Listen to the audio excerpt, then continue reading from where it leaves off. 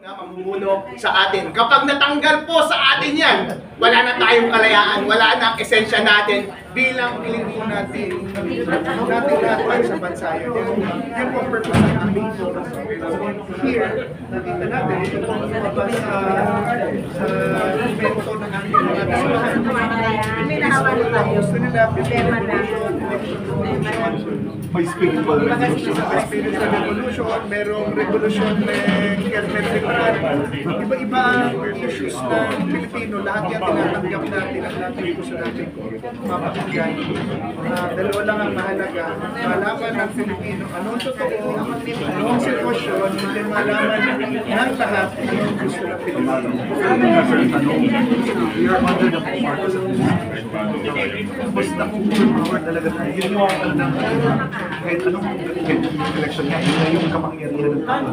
Pero ano pa rin, allegedly na manipula pa yung election sa atin. So ang gagawin natin, na matiya na itong mga dapat gagawin, mga dapat gagawin, ay mangyari the Marcos administration.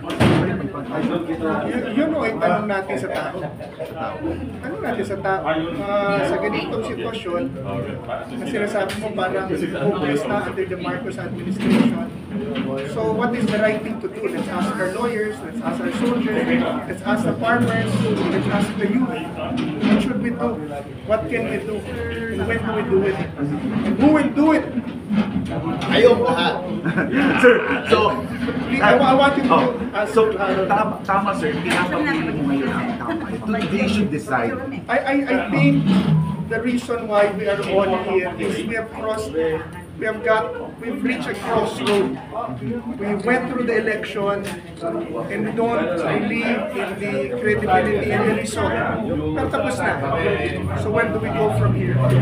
Yung mga tao, advocates, how long? We've been at the advocacy since 2013, 2007.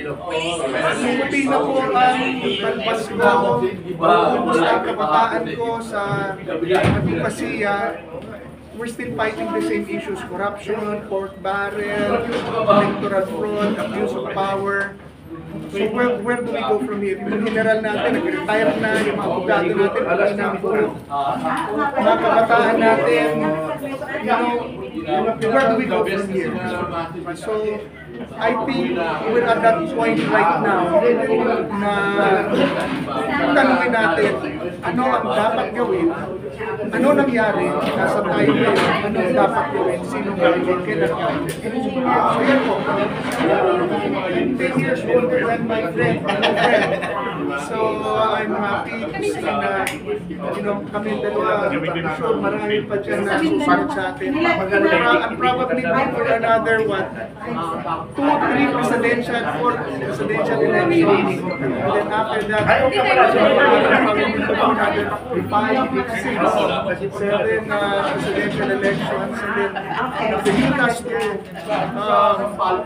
know and inform them, participate and carry on the fight that our young heroes started in 1896 dahil lahat tayo Pilipino. So yan po ang ating sinisimulan ngayon. Bago ko bitawan, may other questions na po in other topics. But attorney, ano yung stand niyo doon sa panawagan ng election revolution? Mga kababayan, ito po ang tanong para sa inyo, eleksyon o revolusyon? Ine-emphasize po ng tanong na yan ang kahalagaan ng ating demokrasya. Ang kalayaan po natin, ang foundation po niyan ay ang ating kalayaan na magboto ng mga tao na mamumuno sa atin. Kapag natanggal po sa atin yan, wala na tayong kalayaan, wala na ang esensya natin bilang Pilipino. Ang sagot po dyan, eleksyon o revolusyon? Ano po ang gusto ninyo? Ang mapayapa po na sagot, na hindi revolusyon ang sagot, ay para tanggalin natin yung mga nakaupo doon sa COMELEC ngayon. Yung mga commissioners ng COMELEC. Dahil sila ang gumawa ng kalokohan ngayong eleksyon na ito. Dapat hindi na sila yung nakaupo sa susunod na eleksyon. Pangalawa, dapat baguhin natin yung polisiya ng pagkandak ng ating eleksyon sa pamamagitan ng pag-amend ng rules ng COMELEC mismo or pag-amend ng batas para wala ng choice yung COMELEC. Specifically, ang dapat natin gawin, yung control dapat sa pagbilang, yung software ay wala na dapat sa kamay ng isang ahensya lamang, which is COMELEC. Pangalawa, yung control sa transmission at custody ng data ay dapat wala na rin sa kanilang kamay. At yan ay nasolusyonan ng mungkahi ni Mr. Greco Bilgega na gumamit ng manual counting in parallel sa automated counting at sa paggamit ng blockchain para po lahat na ng daya na nangyari nung election 2025 ay hindi na po maulit. Ngayon mga kababayan ko sa Pilipinas, positibo po ba kayo na magagawa lahat yan? Kapag hindi po, meron po kayong pangalawang choice sa tanong na eleksyon o revolusyon. Sir, thank you, Attorney. Sir, ito last na lang po kasi kanina na-mention ni Sir Metran yung about, ni Sir Sito yung about sa impeachment na yung ang plano po talaga ng role talaga ng impeachment is for 2028 elections. Naniniwala po ba kayo dyan na may kinalaman ng impeachment kay Vice President Sara Duterte sa 2028 elections? Yeah, definitely. Ako, pero the impeachment is both a legal and political process. So nakikita natin, it's very political right now. The impeachment is, in my opinion, is not really about abuse of power, corruption, or betrayal of public trust, but it is about eliminating a very strong contender in 2020. So, gawa ng mga politiko yan. Kaya panuorin natin kung anong mangyayari, panalangin natin at gawin natin ang tama. Kaya ang tanong na naman po dyan, ano gusto niyo? Eleksyon o revolusyon? Sa gitna ng ng impeachment, lumutang po yung pangalan ni Davao City Mayor Sebastian Duterte as one of the contenders for PDP Laban on 2028 elections. Your reaction on this? Ang pagkandidato is open for anyone. We're looking for young, courageous, and wise leaders, new leaders.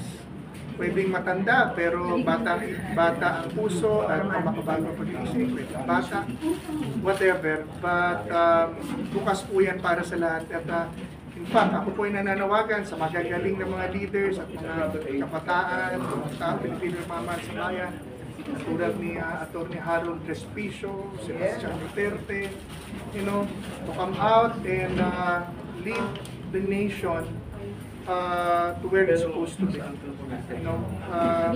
Baguhin natin ang dapat baguhin, itigil ang dapat itigil. Let's pag-usapan natin kung anong gagawin natin sa bayan natin. Okay. Thank you, sir. Thank you, Chairman. Alright, pero power statement.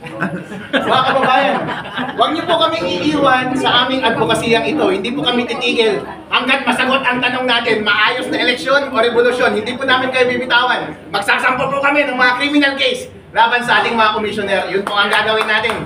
At magsasampa rin tayo sa United Nations para maliwanagan yung mga nangyaring kalokohan dito sa nangyaring eleksyon 2025. Ang hinihiling ko lang po, mga kababayan kong Pilipino, huwag niyo po kaming bibitawan. Samahan niyo po kami hanggat maipagtupad po ang lahat ng pulisiya na sinasuggest ni Mr. Greco Bilgega. At kung hindi natin magawa sa pamamagitan ng maayos na pulisiya para sa maayos na eleksyon, inuulit ko po ulit ang tanong, hindi po namin kayo bibitawan sa pagsagot ng tanong na eleksyon o revolusyon. Makakasama niyo po kami hanggang sa huli. Attorney, Ate Melody po, gusto ko na po yung reaction sa interview po ni Ted Parlo, si George Garcia. Sabi po niya doon na nabigla po siya nagulat, pero tila daw napapalik sa'yo. Anong reaction? Umamin si Chairman George Garcia na sinabi nga niya sa tumatakbong congressman na kailangan niya ng 300 million pesos para manalo nung eleksyon. Kung papakinggan mo po, mukhang extortion, mukhang invitation na magbayad na lang ng bribe para manalo noong eleksyon. Pero sabi ni Chairman George Garcia, misinterpreted daw, binaliktad daw siya. Ang ibig sabihin daw noon, ayun yung expected na magagastos niya noong kumpanya bilang congressman ng kanilang distrito. Pero kapag tatanungin mo po, magkano ba talaga dapat ang gagastusin ng isang congressman kapag ang bilang ng botante mo ay 300,000 pesos? 3! Kada botante, 900,000 pesos lamang. Pero Chairman George Garcia, bakit mo sinabing 300 million pesos? Ano po ang paniniwalaan ninyo? Yung common sense ninyo? Kung anong ibig sabihin ng sinabi niya? O yung palusot ni Chairman George Garcia? Tama. Tapos na! Election o revolution? Siyempre, Aming question.